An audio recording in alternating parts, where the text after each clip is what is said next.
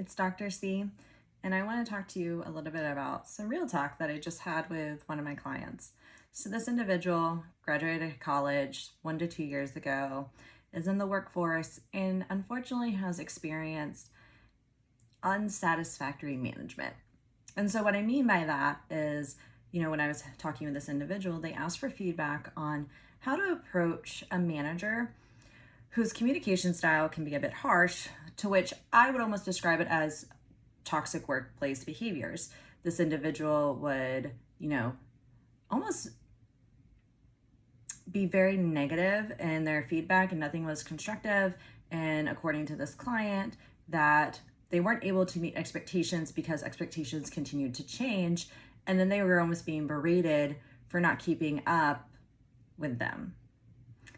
But we're not mind readers. And so when you're in a managerial position, you have to be able to communicate and manage those expectations, especially when you have younger professionals in the workforce who are not necessarily, very experienced in how to handle expectations, right? So this is something that I recommend for anyone who's dealing with a manager who is displaying toxic behaviors. The first thing that we have to realize is that management is a position of authority. So they derive their authority based on their position that they work with, right? So they're in a supervisory role. That does not make them a leader. And oftentimes we confuse leadership with management, and those two are not the same things. And so I get really concerned when I hear individuals say, well, this individual is a leader and this is how they're dealing with me. That's not leadership. Leadership takes care of your people. Leadership walks you through, breaks things down. They talk with you, they help you, they guide you, they're mentoring you. Leadership inspires you to be the best version of yourself. Management, not so much. Management and leadership are not mutually exclusive. And what I mean by that is that not all leaders are managers, and not all managers are leaders. A lot of times companies will promote a stellar employee who's really good at the task and is a subject matter expert or a SME and is an amazing worker into a managerial position because they need to be able to promote to retain this talent based on pay discrepancy, right? But what they're doing is an injustice, because you can be an amazing employee and not be a good manager and not be a leader. And I think this is a really good situation example of what this individual, my client this week, was experiencing.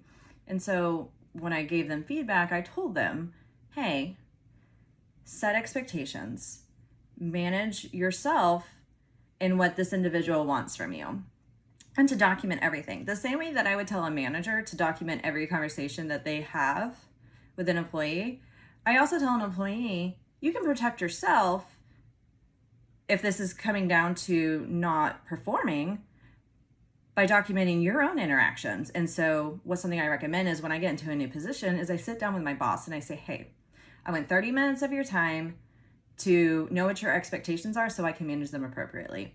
And I write everything down, and then I follow up with an email and I say, hey, thank you for your time today. Super appreciate you sitting down and talking to me. Based on our conversation, this is what I see and what I took away from the conversation are your expectations for me. And these are your priorities. If there's any issues with that, please let me know. And then if a situation like this happens and you can follow back up and to that previous email and say, hey, I just want to revisit these expectations. Based on the feedback I just received from you, you were not happy with my performance, but these were my original expectations. Has anything changed? If so, let's please discuss. The same way a manager is going to hold you as an employee responsible, you as an employee can hold a manager responsible.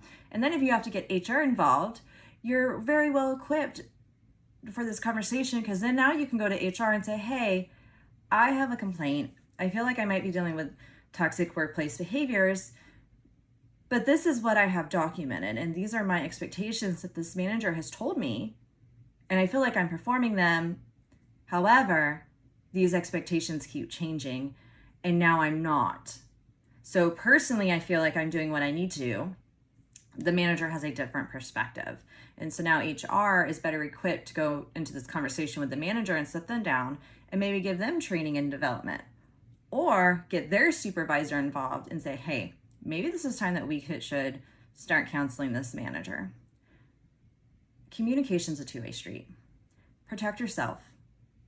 As HR, I don't just protect the company, I also protect the employee.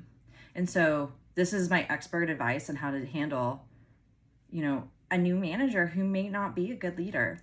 And that's okay. We can help them become good managers. But the best way to do that is to protect yourself.